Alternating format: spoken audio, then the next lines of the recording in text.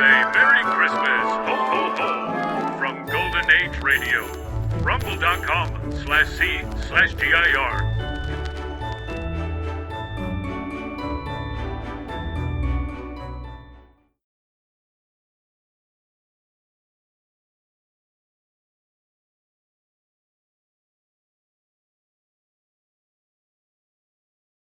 And now, stay tuned for the mystery program that is unique among all mystery programs. Because even when you know who is guilty, you always receive a startling surprise at the final curtain. In the Signal Oil program, The Whistler, transcribed by the Signal Oil Company to enable the entire production staff of The Whistler to spend the Christmas weekend at home with their families.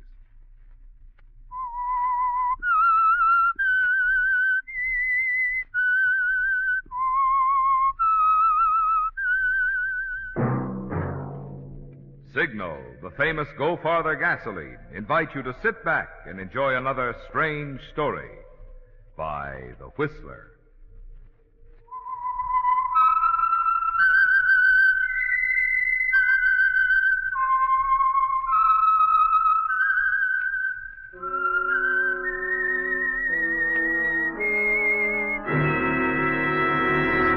I am the Whistler, and I know many things, for I walk by night. I know many strange tales, hidden in the hearts of men and women who have stepped into the shadows. Yes, I know the nameless terrors of which they dare not speak. And now for the Signal Oil Company, The Whistler's strange story, Christmas Gift.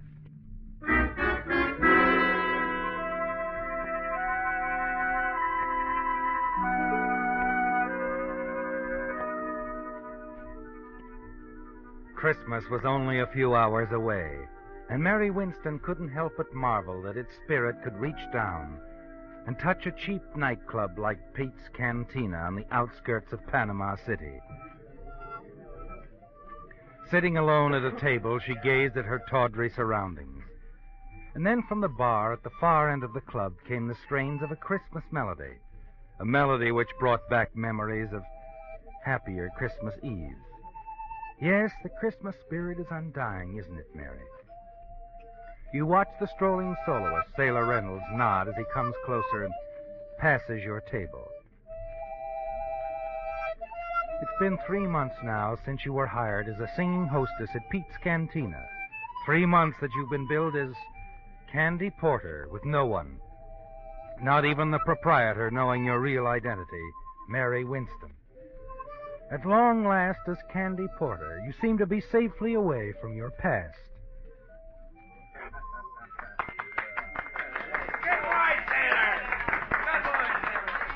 As the music ends, you look up, aware suddenly that Pete Gardinas, the rolling, heavy-set proprietor, is approaching your table.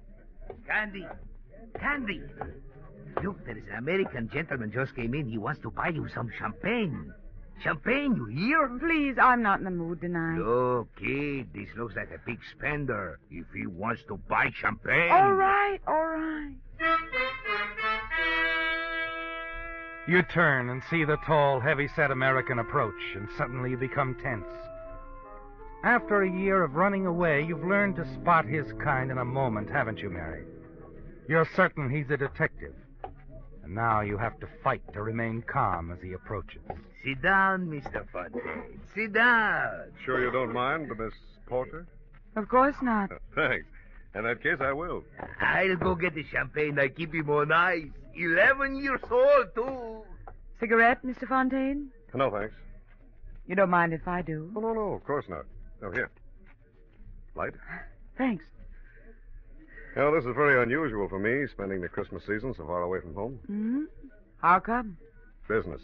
Important business. Couldn't it wait? No. This business means a lot to the people I work for. Here she is, what do you say, the bubble water? From Marseille, 13 years old. You said 11. That was from Le Havre. This is even better. Now I put him back in the ice. If you want some more, just call Pete. I've got more just like him. Well, I guess it's a few hours early to say Merry Christmas, Miss Porter. So I guess I'd better just say Good luck, huh? Thanks. And here's hoping you find whatever you came here for. Oh, I've already found what I came for. You see, I came for you, Mary Winston.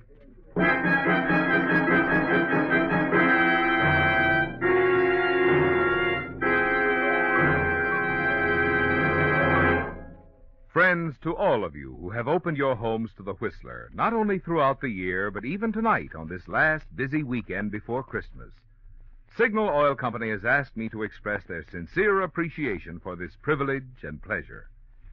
And we of the cast want to add our thank you, too. During the 9 consecutive years that the Whistler has been broadcast by Signal Oil Company, many of us have celebrated Christmas with many of you a number of times. And believe me, we're mighty proud that you consider us a part of your entertainment family. Tonight, on behalf of Signal Oil Company and the independent signal dealers who serve you in the states of California, Oregon, Washington, Idaho, Nevada, Arizona, and Utah, I want to convey warmest season's greetings. May the many blessings of living in these United States of America enrich your holiday season and the new year.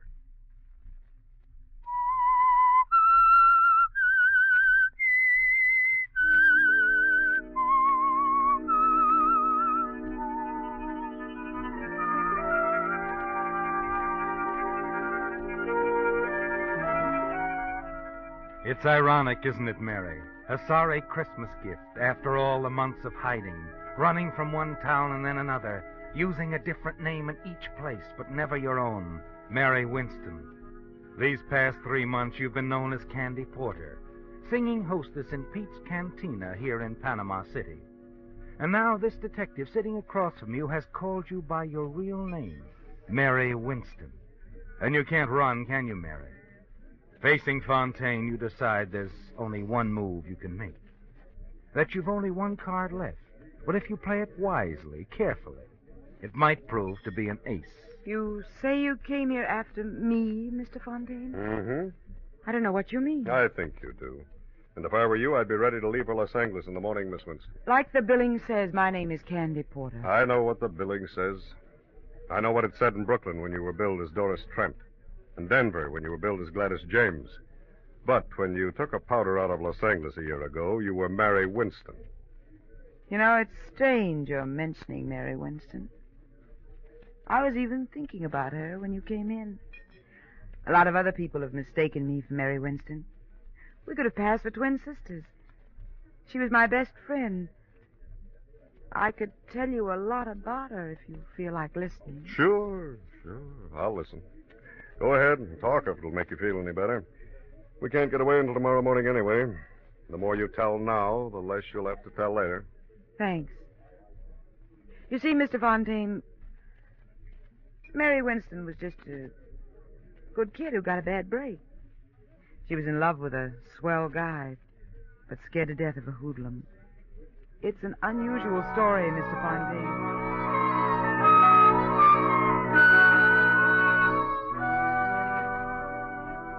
It was an unusual story, wasn't it, Mary? It began a year ago at a Christmas party given by your employers, the Southwestern Manufacturing Company, in the pink room of the swank Wilchester Hotel. And you were the hit of the evening. You sang 3 songs and went over big. Your friends from the office hadn't known of your talent, but they all agreed you were fine, and when the party was over, you were feeling good. So good you decided to drop into the hotel cocktail lounge, make a phone call or two, and have a nightcap by yourself before going home. When you finished your phoning, you walked to a vacant stool at the bar. Scotch and soda. Make mine the same, Bill. Gotcha. I heard you sing tonight. You were terrific. Thanks. What's the matter? Did he stand you up? Who? The guy you were just talking to on the phone. No. I guess he didn't stand you up. Didn't he? He's on his way here right now. Lucky guy. Here you are, folks. Take it out of here, Bill. $1.80 out of 10. Well, now, look here, Mr. Oh, take it easy. It's practically Christmas. What's the harm in my buying you one drink? Like I said, I liked your voice, Here's Miss your Winston. change. Thank you, Bill. You a detective or a mind reader? Oh, you mean your name? Mhm. It wasn't any trick to find that out. I just asked one of the boys I saw dancing with you. My name's Joe Collins. I see you've never heard of me. Should I have? Oh, now I get it. You're a professional talent scout and want to get me into the movies. Nope. I'm a gambler. Disapprove? Why? Live and let live's my motto, and that's exactly what I'm going to do right now. What? Live my life and let you live yours. Good night, Mr. Collins. Just think I can tell the girls at the office tomorrow I met a real live gambler. Wait a minute. You could tell them a lot more than that if you believed in your voice as much as I do. Really? Mm-hmm. You've heard of Domingo's out on Sunset, haven't you? It's an undercover gambling club, isn't it? It's more than a gambling club. There's a swell floor show. A lot of big people go out there, people that count. And all intimate friends of yours, I'm sure. No, but I know quite a few. Some who could push you right to the top with that voice of yours. Mr. Collins, this is the oldest line I ever heard. It's not a line, but skip it. Go on home, listen to the radio, eat candy. You can have a terrific time. If you go to Domingo's with me, you can't tell what might happen. You might have to meet a couple of show producers, maybe even sing. So play it safe. Go on home. Maybe dull, but you'll always get to work on time. Is that all you have to say? Yeah, that's all. Except, nighty-night. Wait a minute. Yeah? Could we be back early? We'll leave any time you say. Well, what are we waiting for? Well, now you're making sense. I'll call a cab. Well, never mind. I have a car. It's parked right around the corner.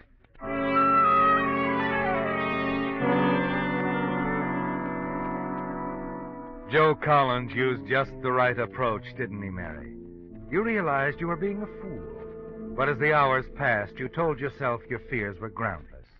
Joe treated you with perfect courtesy, introduced you to several people, including the producer of the floor show.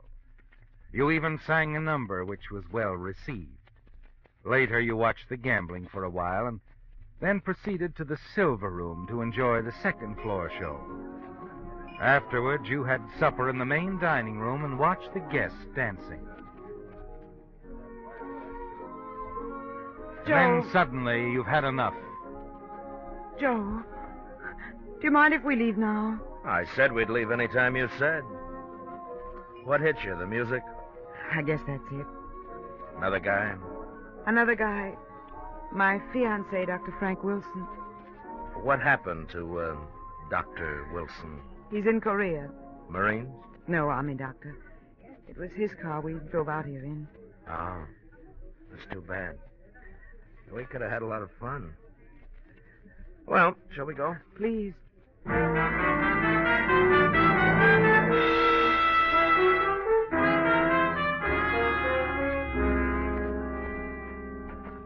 Hop in, unless you want me to drive. No, I'll drive. Good. We'll probably be safer that way.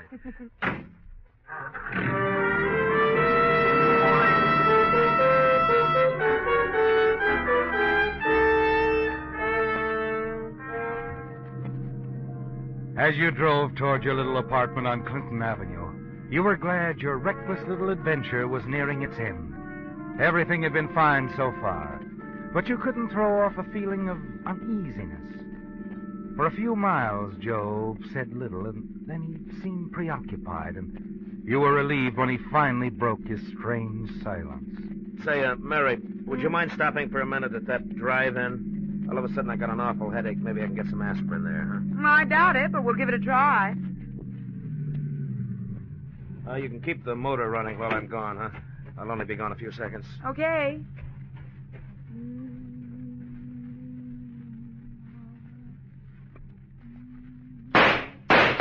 What? Joe! Get going. Joe, you shot him! I said get going fast. There's a gun in your ribs, baby. You just saw what happened to one guy that crossed me.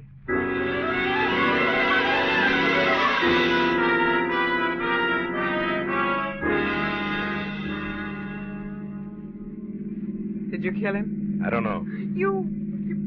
Oh, why was I such a fool? Turn right at the next corner. A car's been tailing us for the last 5 minutes. I'm glad. I hope it's a prowl car. It'll save me the trouble of phoning the police. I said turn.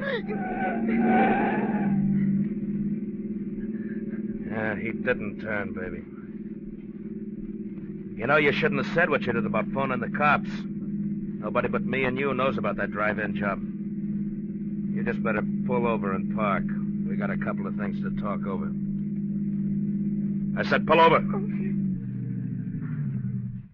Please, Joe. Joe, don't kill me. I know you can do it easy, but I'll never tell about tonight. That's the way you feel now. An hour from now, you'll feel different. Oh, no, I won't. On my word of honor, I'll make a deal with you, Joe. I'll trade you my silence for my life. I swear I won't talk about it ever. You sound like you really mean that. Oh, I do mean it, Joe. I swear it. I swear it. You're swearing, huh? Yes, Joe. I swear it. Well, I'm not being very smart, but I'm going to take a chance. You drove the getaway car, so I guess that makes us partners anyway. Yeah. You know, partner, we ought to have a lot of fun together. Now, how about dropping me off at my place, huh? Tell me where to go. Live about 6 blocks from here. Just turn to the right at the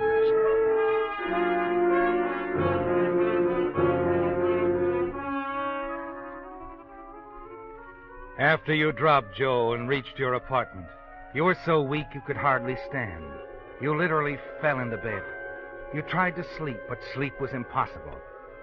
Early the following morning, you heard the newsboy shoving the morning paper under your apartment door. You hurried across the room and looked at the front page. The headlines and stories sickened you. Drive-in manager shot in attempted holdup. Dies. Unidentified man and woman seen fleeing from scene of crime in dark green 49 model sedan. Pedestrian believes he can identify car. There it was, Mary. Your situation looked hopeless, didn't it?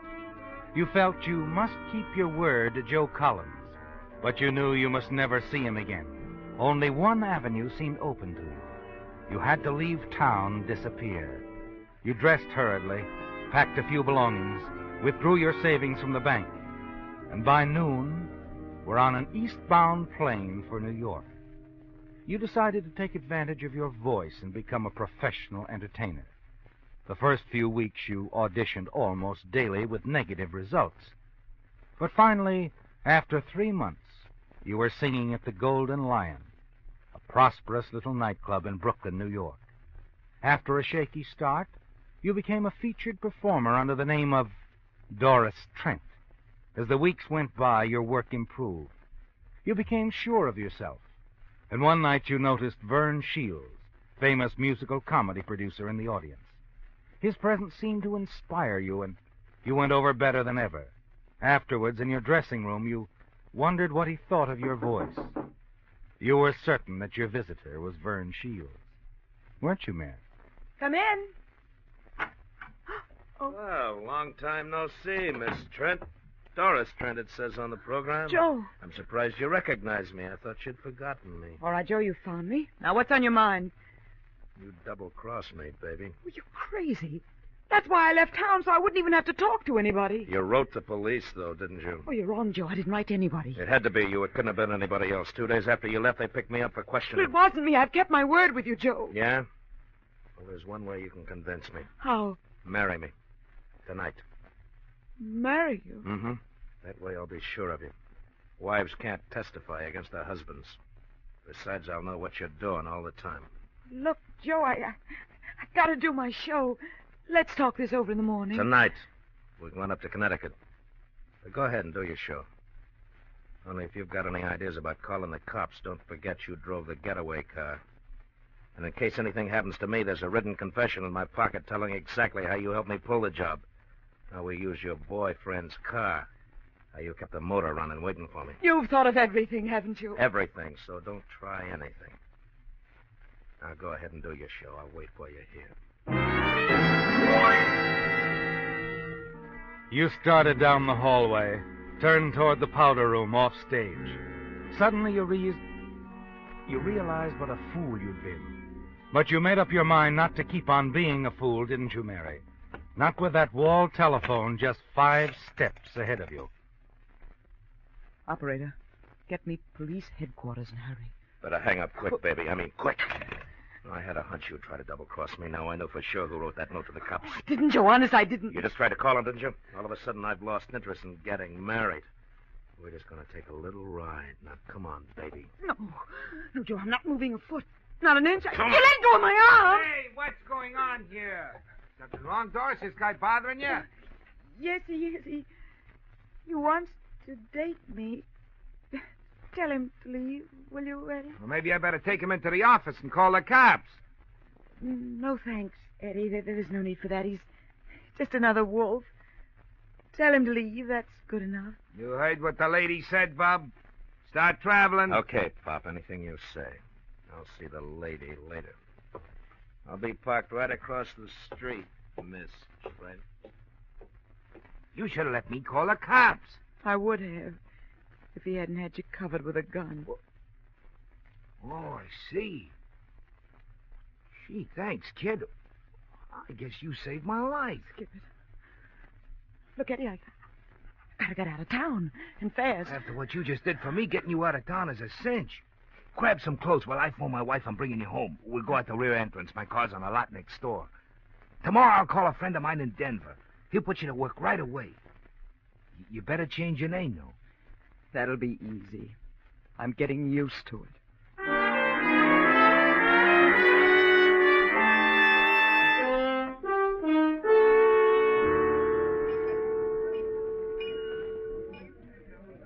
So, Mr. Fontaine, that's where I met Mary Winston. In Denver at the Hi-Hat Club, billed as Gladys James. She was there for quite a while, room with me. Then she left just like that one night, when a waiter told her some guy wanted to interview her for a magazine. She figured it was Joe Collins again. That's the last I ever saw of her. That's the end of the story? That's the end. And Mary Winston told you all this? Well, we were close friends. I'll say you were. You don't believe me, do you? If you were in my position, would you believe a story like that? No, I don't suppose I would.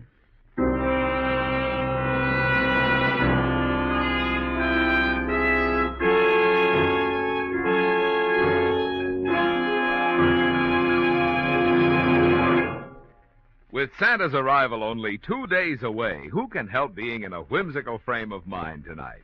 Whimsical about such things as how Santa can travel so far in one night. Well, maybe here's the answer. A child asked his father one day how St. Nick went so far on a sleigh. The wise father replied, he can take that long ride 'cause his reindeer drink signal, they say. Well, I decided to check this story with Santa himself, and now I can report to you. Said Santa when boarding his sled, "This year I'm using my head. It's signal for me. I'll go farther, you'll see." And over the rooftops he sped. Now, as you've no doubt guessed, in addition to letting you in on Santa's mileage secret, there's also a moral to this story, which is... the gas used by Santa, my lassie or lad, is also the gas that is best for dear Dad. With Signal, Dad's car will not only go far, but give top performance, the best to be had.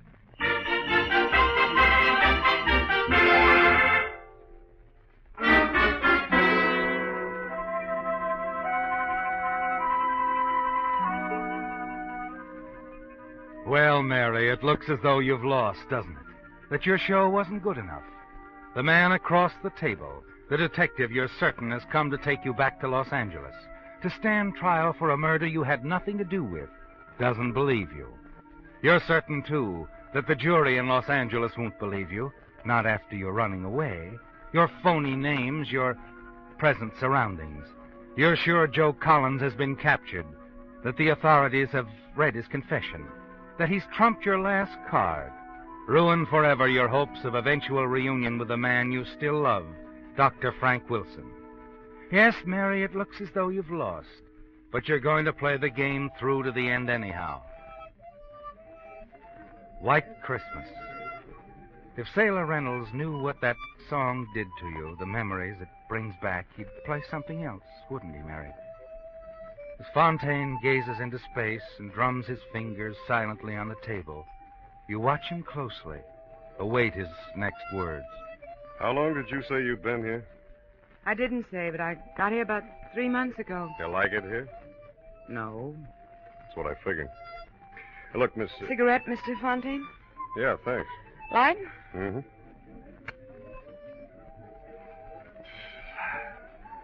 Thanks again, Miss Porter. Did you say Porter? That's what you said your name was, didn't you?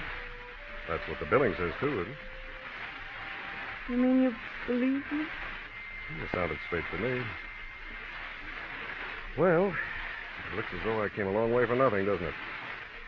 Still, I'm kind of glad I came. I always figured that confession they found on Joe Collins' body was a phony. Joe Collins?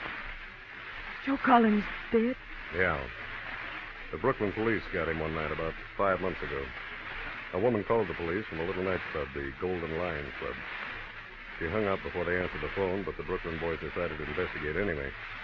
One of them spotted Collins in the car parked across the street. He got trigger happy, and that was that. Joe Collins. Finished. Right. Well, Miss Porter, if you ever run into Mary Winston... I'll tell her all about the Christmas gift I got from a swell detective named Fontaine. No, I'm just a private detective, Miss Porter. But the police gave me the tip that you... Mary Winston might be working here. Oh, then they knew A man named Wilson hired me for the case. A Dr. Frankfurt. Frankfurt? Mm-hmm. Yeah, he's out of the Army now. Still very much in love with Mary Winston. Doesn't care where she's been. Just wants her to come back and marry him. He must be quite a guy. Yeah, he's okay. Now, incidentally, do you think you'll ever see Miss Winston again? Yes, I do. Well, do you think she might come back to Los Angeles sometime and clear things up with the police? Make the doctor happy? I'm sure she will. Someday. You see, a girl like Mary gets to feel a little soiled after working around in joints like this. She'll probably want to spend a year or so in cleaner surroundings. Maybe out in the desert. Sort of freshening up before going home. Seeing anyone she cared about. Yeah. From what you said, I expect she would. Well, I might as well be getting along. Merry Christmas, Miss Porter. Happy New Year.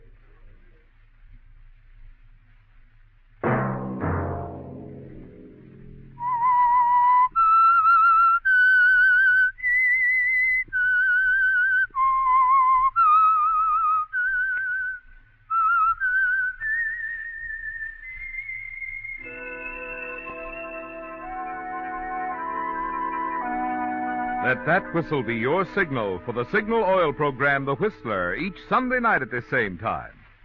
Signal Oil Company has asked me to remind you, there's an easy way we can all help to make this holiday season happier for ourselves and others. Drive at sensible speeds, be courteous, and obey traffic regulations. It may save a life, possibly your own.